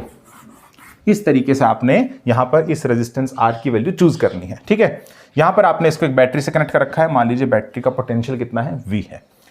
सो अब जब करंट नहीं जाएगा इसके अंदर से, तो व्हिटस्टोन ब्रिज सबसे ज्यादा सेंसिटिव होगा। सबसे ज्यादा सेंसिटिव का मतलब ये हो गया कि आपके पास मोर एक्यूरेटली जो है रीडिंग आपके पास आएगी रेजिस्टेंस की। और जो कंडीशन होगा यहां पर जो व्हिटस्टोन ब्रिज फुलफिल करेगा to find out the value of unknown resistance, वो ये होगा, this position is called balanced position of the Wheatstone bridge, ठीक है। जब करंट 0 होता है ना, उस टाइम हम कहते हैं कि व्हिटस्टोन ब्रिज इज बैलेंस्ड, ठीक है, Wheatstone bridge is balanced, Wheatstone bridge is balanced. So उस टाइम पर क्या होगा, उस टाइम पर देखिए ratio of resistances P divided by R this is equal to Q by S, ये कंडीशन फुलफिल हो जाएगी उस टाइम पर, ये कंडीशन फुलफिल हो जाएगी। अब यहां पर आपको 3 रेजिस्टेंसेस जो है वो नोन है, एक रेजिस्टेंस अननोन है जिसकी वैल्यू आप इस कंडीशन से फाइंड आउट कर लेंगे, ठीक है। तो इस तरीके से आप इसको करेंगे। एक चीज और, यहां पर जब भी ये कंडीशन फुलफिल होगी और यहां बीच के अंदर आपको कोई भी रेजिस्टेंस गिवन होगा, तो हम जानते हैं इसके अंदर से कोई करंट नहीं जाएगा। इसका मतलब अगर यहां पर कोई रेजिस्टेंस भी दे रखा होता, ठीक है, तो वो हमारे पास में जो है उसका कोई मीनिंग नहीं है, कोई मीनिंग नहीं है, तो आप इस रेजिस्टेंस को यहां से हटा भी सकते हैं, ठीक है। ऐसा आपको देखने को मिलेगा क्वेश्चंस के अंदर। चलिए अब नेक्स्ट हम करते हैं मीटर ब्रिज, ठीक है। So next topic is meter bridge.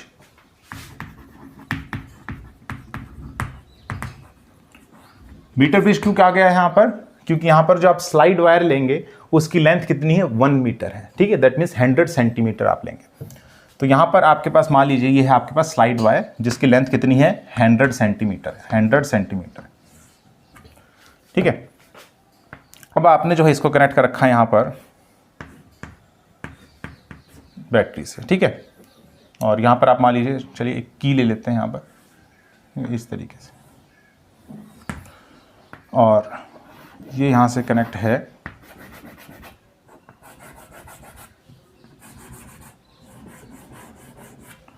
ये जो मैंने बनाया है यहां पर, ये है कॉपर स्ट्रिप्स। क्या है ये, कॉपर स्ट्रिप्स, कॉपर स्ट्रिप्स। ये यहां पर क्या है, स्लाइड वायर, स्लाइड वायर। यहां पर दो रेजिस्टेंस लगाए गए हैं,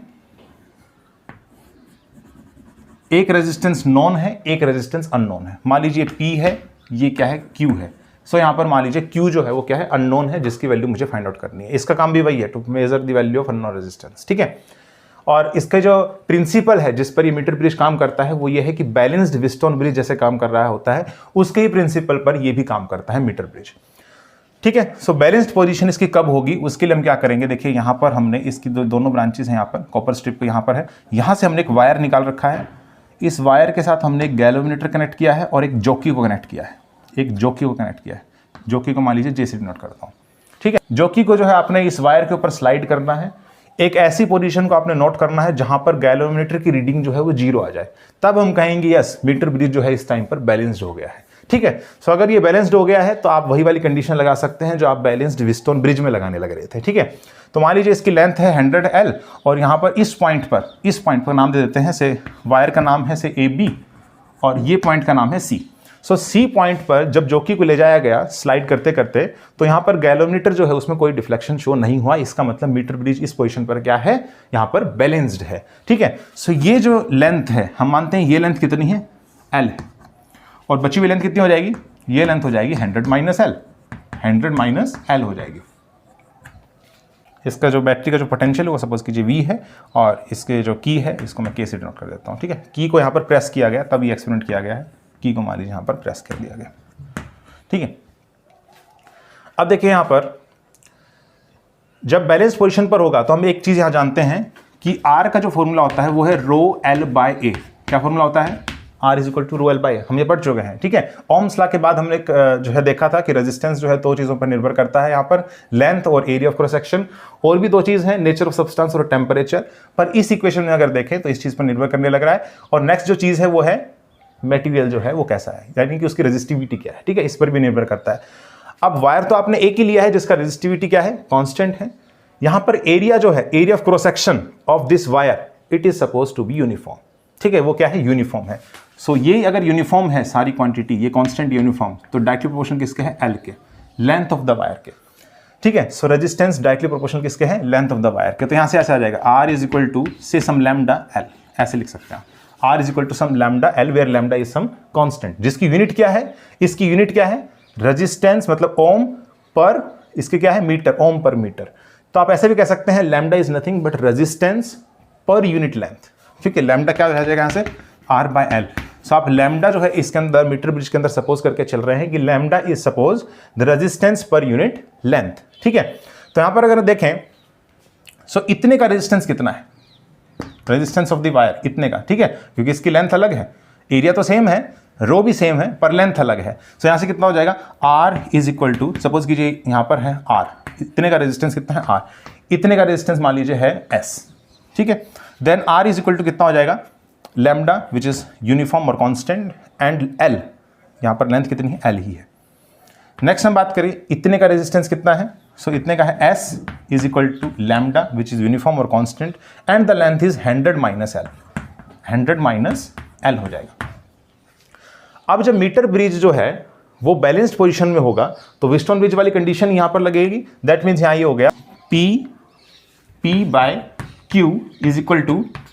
= लैम्डा L, ये रेजिस्टेंस कितना है, लैम्डा L डिवाइडेड बाई ये रेजिस्टेंस कितना है, लैम्डा ऑफ 100 - L, ठीक है। ये लैम्डा से लैम्डा तो कैंसिल हो जाएगा, यहां से आप जो है फाइंड आउट कर लेंगे Q की क्या वैल्यू है, जो आपके पास अननोन रेजिस्टेंस है उसकी क्या वैल्यू आप यहां से फाइंड आउट कर सकते हैं, क्योंकि P आपने नॉन लिया था, जो स्मॉल L है इसकी वैल्यू आपने पता चल जाएगी, यहाँ से आप जो है मीटर स्केल से आप इसकी वैल्यू मेजर कर सकते हैं। AC is that length and 100 - L जो है ये भी आपके पास मेजर हो जाएगा। दैट मीन्स कैपिटल Q की वैल्यू आपके पास यहाँ से आ जाएगी, ठीक है। अब यहाँ दो बातें ध्यान रखने की है। सबसे पहली बात तो ये, जो स्लाइड वायर आपने लेना है ये अलॉय का बना होना चाहिए। किसका बना होना चाहिए, ज़्यादातर प्रेफर किया गया जाता है अलॉय। क्यों प्रेफर किया गया, क्योंकि देखो अलॉयज का हम जानते हैं कि प्रॉपर्टी है कि उसके अंदर टेम्परेचर कोएफिशिएंट ऑफ रेजिस्टेंस की वैल्यू कितनी होती है, नेग्लेजिबल। नेग्लेजिबल का मतलब ये हो गया, अल्फा नेग्लेजिबल का मतलब ये हो गया कि यहां पर टेम्परेचर के साथ रेजिस्टेंस जो है वो वेरी नहीं करेगा, ठीक है। ऑलमोस्ट नेग्लेजिबल होगा, वेरी नहीं करेगा। सो वेरी नहीं करेगा तो हमारे पास मोर एक्यूरेट मिलेगी वैल्यू, ठीक है। नेक्स्ट यहां पर ये बात है कि ये जो कॉपर स्ट्रिप है इसकी जो आपने जो मोटाई रखनी है, थिकनेस रखनी है, ये ज़्यादा से ज़्यादा रखनी है। ऐसा क्यों, क्योंकि देखिए जितनी ज़्यादा थिकनेस होगी उतना ही ज़्यादा एरिया होगा। जितनी ज़्यादा थिकनेस के आप कॉपर स्ट्रिप चूज करेंगे यहाँ पर, उसका उतना एरिया होगा। जितना एरिया होगा उतना ही रेजिस्टेंस कम होगा, क्योंकि हम जानते हैं resistance is inversely proportional to the area. ठीक है, तो जितना आपने एरिया ज़्यादा लिया उतना ही रेजिस्टेंस कम होगा। यहाँ पर रेजिस्टेंस कम होने की बात यह है कि यहाँ पर इनका जो रेजिस्टेंस है वो बहुत कम है in comparison to P and Q. तो यहाँ पर रेजिस्टेंसेस जो है कॉपर स्ट्रिप का वो यहाँ पर अफेक्ट नहीं करेगा आपकी रीडिंग के अंदर। ठीक है, अब हम नेक्स्ट बात करते हैं मीटर ब्रिज के बाद पोटेंशियोमीटर की। सो जो लास्ट टॉपिक है इस चैप्टर का, इट इज पोटेंशियोमीटर। पोटेंशियोमीटर का काम क्या होता है? इसका काम है पोटेंशियल डिफरेंस मेजर करना। ठीक है, पोटेंशियल डिफरेंस मेजर करना। पर ये काम तो वोल्टमीटर भी करने लग रहा था, पर मोर एक्यूरेटली कौन करेगा? पोटेंशियोमीटर। ऐसा क्यों? क्योंकि देखिए वोल्टमीटर जो है वो रीडिंग तब शो करेगा जब आप उसके अंदर रेजिस्टेंस जो है वो लगाएंगे उसके अंदर, और उसके अंदर से आप जो है बैटरी लगा करके आप उसके अंदर वोल्टेज आप प्रोवाइड करेंगे। ठीक है, सो वहां से आप जो है पोटेंशियल डिफरेंस फाइंड आउट करेंगे अक्रॉस दी वायर और अक्रॉस दी रेजिस्टेंस। पर आप जानते हैं अक्रॉस दी रेजिस्टेंस रेजिस्टेंस क्या करता है? रेजिस्टेंस जो है वो करंट को अपोज करता है। ठीक है, सो रेजिस्टेंस अगर करंट को अपोज करेगा तो वहां से आपको कुछ वैल्यू जो है वोल्टेज की जो मिलनी चाहिए थी उससे कम मिलेगी वैल्यू। ठीक है, मतलब एक्यूरेट नहीं मिलेगी। एक्यूरेट नहीं मिलेगी इसका मतलब ये होगा कि मोर एक्यूरेटली के लिए हम पोटेंशियोमीटर प्रेफर करेंगे, जिसके अंदर हम एक इंटरनल रेजिस्टेंस लगाएंगे जिसकी वैल्यू स्मॉल r होगी, और आप देखेंगे कि उस रेजिस्टेंस के अंदर करंट को हमें फ्लो नहीं करवाना है। तब हम किस तरीके से मेजर करेंगे, यानी कि ज़्यादा सेंसिटिव कैसे रीडिंग आएगी आपके पास पोटेंशियोमीटर से, वो हम चलिए देखते हैं। सो इसका जो डायग्राम है वो इस तरीके से बनता है। देखिए आपने वायर लेना है इस तरीके से, इसकी लेंथ ज़रूरी नहीं है 100 सेंटीमीटर या 1 मीटर लें आप, इससे ज़्यादा लें तो ज़्यादा अच्छा रहेगा। ऐसा क्यों अभी बताते हैं। देखिए, और यहाँ पर आपने जो है कनेक्ट करना है एक बैटरी से और एक रियोस्टेट से। इसका पोटेंशियल कितना है? V आप जानते हैं। ठीक है, V की वैल्यू आपको पता होनी चाहिए। जो नहीं पता है वो देखिए, यहां से आपको एक EMF जो है कनेक्ट करना है एक बैटरी जिसका EMF कितना है? E। ये हमारे पास अननोन है। E की वैल्यू मुझे फाइंड आउट करनी है। E की वैल्यू क्या है? ठीक है, सो इसके लिए मैंने क्या किया, यहां पर एक गैलोमीटर लिया और इस गैलोमीटर को जोकी से जो है मैंने कनेक्ट कर दिया। जोकी से मैंने इसको कनेक्ट कर दिया, जोकी को जे से डिनोट कर देते हैं। ठीक है, यहाँ इस बीच मैंने एक इंटर रेजिस्टेंस मान लो स्मॉल r कनेक्ट कर दिया। इसकी जो लेंथ है वो आप मान के चलिए इसे L है। ठीक है, इसकी जो लेंथ है वो कितनी है? L है। अब पोटेंशियोमीटर किस प्रिंसिपल पर काम करता है? सो देखिए V इज इक्वल टू कितना होता है? RI होता है। R मतलब rho L by A into I, that means V is directly proportional to L। लेकिन देखिए यहाँ पर ये जो कंडीशन है V directly proportional to L, ये कब फॉलो होगी? जब इस वायर का रेजिस्टिविटी जो है वो क्या होगा? कांस्टेंट होगा। ठीक है, मतलब एक ही वायर आपने यूज करना है, एक ही मटेरियल का बना होना चाहिए। नेक्स्ट हम बात करते हैं करंट जो है वो यूनिफॉर्मली जो है इसके अंदर फ्लो करने लग रहा है, आई करंट। फिर बात करते हैं एरिया ऑफ क्रॉस सेक्शन, वो भी यूनिफॉर्म है इस वायर का। तो अगर ये तीनों कंडीशन फुलफिल हैं तो पोटेंशियल डिफरेंस जो होता है इसके अंदर, it is directly proportional to the length of the wire. तो यही इसका प्रिंसिपल है, यही इसका क्या है? प्रिंसिपल है। प्रिंसिपल क्या बोला मैंने? Potential difference across the 2 points, ठीक है, is directly proportional to the length of the wire. जैसे यहां पर हम देखें पोटेंशियल डिफरेंस जो है वो V है, किस किस के बीच में? इन दोनों के बीच में। ठीक है, इन दोनों के बीच में पोटेंशियल डिफरेंस V है, और वायर की जो लेंथ है वो कितनी है? L है। इसका मतलब यहां कह सकते हैं कि V directly proportional to L है। V directly proportional to L है। इस प्रिंसिपल पर ये काम करेगा। अगर यहां से डायरेक्टली प्रोपोर्शनल हटा दें तो यहां पर आ जाएगा KL। ठीक है, यहां पर K की वैल्यू क्या आएगी? K की वैल्यू यहां से आ गई V बाय L। ठीक है, V bye L, that means potential drop और पोटेंशियल फॉल पर unit length of the wire, this is called potential gradient. इसको मैंने क्या नाम दिया? पोटेंशियल ग्रेडियंट, जिसे मैं नाम दे रहा हूं K से। ठीक है, K से मैं इसको नोट करने लग रहा हूं, पोटेंशियल ग्रेडियंट। पोटेंशियल, अब जितना पोटेंशियल ग्रेडियंट कम होगा, मतलब वायर के अक्रॉस पोटेंशियल ड्रॉप जितना कम होगा, उतना आपको रीडिंग जो है ज्यादा सेंसिटिव मिलने वाली है। ठीक है, सेंसिटिव ज्यादा रीडिंग मिलने वाली है, दैट मीन्स एक्यूरेट रीडिंग मिलने वाली है। और यहां पर ये होने के लिए, K की वैल्यू स्मॉल होने के लिए आपको लेंथ ऑफ द वायर ज्यादा से ज्यादा चूज करनी है। दैट मीन्स यहां पर जो है लेंथ ज्यादा लेनी है आपने।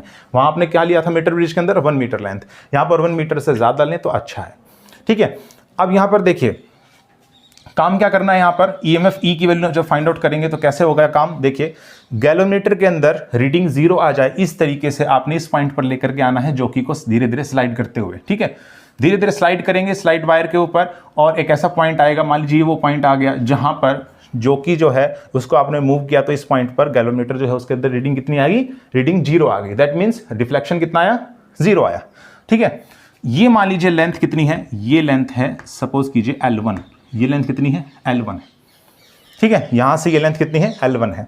सो अगर हम देखें तो ये जो पोटेंशियल डिफरेंस है अक्रॉस दिस, ये जो लेंथ है मान लीजिए पॉइंट C है, ये पॉइंट A है, ये पॉइंट B है। सो AC के अक्रॉस अगर हम देखें पोटेंशियल डिफरेंस हम कितना कहेंगे कि देखिए कितना कहेंगे, potential difference across AC is directly proportional to the length of the wire, ठीक है। सो इतने की लेंथ कितनी है L1 है, सो L1 हो जाएगा। इसी प्रिंसिपल पर ये काम करने लग रहा था potentiometer. V directly proportional to LB है, VAC directly proportional to L1B है, ठीक है। और यहां से अगर आप देखेंगे तो VAC ये कितना हो जाएगा इज इक्वल टू KL1, क्योंकि मैंने कहा था पोटेंशियल ग्रेडियंट को K से डिनोट किया जाता है, ठीक है। तो इसकी वैल्यू कितनी आ जाएगी, VAC is equal to KL1, ठीक है। सो यहां से आ जाएगा VAC is equal to K की क्या वैल्यू है, K की वैल्यू देखिए कांस्टेंट है, यहां पर भी K की वैल्यू जहां पर कांस्टेंट है, यूनिफॉर्म है। क्यों, क्योंकि मैंने कहा था आपके पास ये जो वैल्यू है ये इतनी वैल्यू, इसी को मैं K कहने लग रहा हूं। रजिस्टिविटी इस वायर का क्या है, यूनिफॉर्म है, कांस्टेंट है, एक मटेरियल का बना हुआ है। करंट इसके अंदर यूनिफॉर्म जो है कांस्टेंट फ्लो करने लग रहा है। एरिया ऑफ क्रॉस सेक्शन वो भी यूनिफॉर्म है इस वायर का, इसलिए मैंने ऐसे कह रहा हूं कि K की वैल्यू जो है वो क्या है, यहां पर भी सेम है, यहां पर भी सेम है, यहां पर भी सेम है, ठीक है। और भी अगर आप कोई वैल्यू देखेंगे, अगर आप देखेंगे VCB is directly proportional to L minus L1, तो यहां पर भी is equal to K of L minus L1 ही आएगा, क्योंकि कितने की लेंथ कितनी है, L माइनस L1 है। So potential difference across point B and C this is equal to VCB directly proportional to L minus L1 and you write it K, ठीक है। डायरेक्टली प्रोपोर्शनल हटाते के साथ कितना आ जाएगा, K आ जाएगा, ठीक है। सो K की वैल्यू हम वहां से अगर देखें तो आ जाएगा V bye L of L1, V bye L into L1। और देखिए AC के अक्रॉस पोटेंशियल कितना है, AC के अक्रॉस पोटेंशियल वही है, अगर हम नीचे वाले जो है सर्किट के अंदर देखें तो ये सेम है as what the value here. ऐसा क्यों, E से कम क्यों नहीं, क्योंकि देखिए इसके अंदर जब करंट जा ही नहीं रहा तो पोटेंशियल ड्रॉप क्या इस रेजिस्टेंस R के अक्रॉस होगा, नहीं होगा, क्योंकि करंट जो है आपने यहां पर क्या कर लिया, 0 कर लिया। जॉकी को आपने इस तरीके से स्लाइड किया कि यहां पर जो है आपको करंट जो है इस गैलोमीटर के अंदर से कितना मिला, 0 मिला। जब इसके अंदर करंट 0 है दैट मीन्स पोटेंशियल जो ड्रॉप होगा अक्रॉस स्मॉल रेजिस्टेंस से स्मॉल r जो है इसके अंदर कितना हो जाएगा, नेग्लेक्ट हो जाएगा, 0 हो जाएगा। सो कोई पोटेंशियल ड्रॉप नहीं है, तो ज्यादा एक्यूरेट आपको इस E की वैल्यू मिलने वाली है यहां पर, ठीक है। So potential difference across point A and C is same as the E, ठीक है। So I will write it as E is equal to V L1 by L, ठीक है। सो देखिए V की वैल्यू मैंने कहा था ये नोन होनी चाहिए आपके पास। L1 ये आप मीटर स्केल से मेजर कर ही लेंगे, और स्मॉल l क्या है, जो जिस वायर का जो लेंथ है जो आपने शुरू के अंदर लिया था वो आप जानते ही हैं, ठीक है। सो यहाँ से E की वैल्यू आप मेजर कर लेंगे, दैट मीन्स EMF जो है आप मेजर कर लेंगे यहाँ से। अगर आप यहाँ पर 2 EMF कनेक्ट करते हैं अलग अलग, ठीक है, एक का EMF E1 है, दूसरे का E2 है, ठीक है। सो यहाँ पर देखिए E1 जब आप लेंगे, मान लीजिए आपने दोनों EMF को कंपेयर करना है, E1 जब आप लेंगे, ठीक है, और E2 को जब आप डिस्कनेक्ट करेंगे तो मान लीजिए जॉकी जो है, ठीक है, जब आप इसको स्लाइड करेंगे ऑन दी स्लाइड वायर तो एक ऐसा पॉइंट आएगा, मान लीजिए L1 दूरी पर आया, जहां पर आपको क्या मिला, वहां पर करंट डिफ्लेक्शन जो है वो 0 मिला, ठीक है। सो E1 डायरेक्टली प्रोपोर्शनल कितना आ गया, L1 आ गया। फिर उसके बाद में आपने इस सर्किट को ओपन किया, इस सर्किट को, ठीक है, और दूसरा वाला सर्किट है जिसमें EMF कितना है, E2 है, उसको आपने कनेक्ट करे रखा और जॉकी को फिर दोबारा से मूव किया, तो मान लीजिए इस बार आपको जो लेंथ मिल रही है वो मिल रही है L2, तो E2 directly proportional to L2 हो जाएगा। दोनों को आप डिवाइड कीजिए, क्योंकि आप जानते हैं डायरेक्टली प्रोपोर्शनल हटाऊंगा तो K आएगा यहां पर, तो दोनों का अगर आप डिवाइड करेंगे then I am getting E1 by E2 is equal to L1 by L2, ठीक है। सो यहां से आप कंपेयर कर सकते हैं।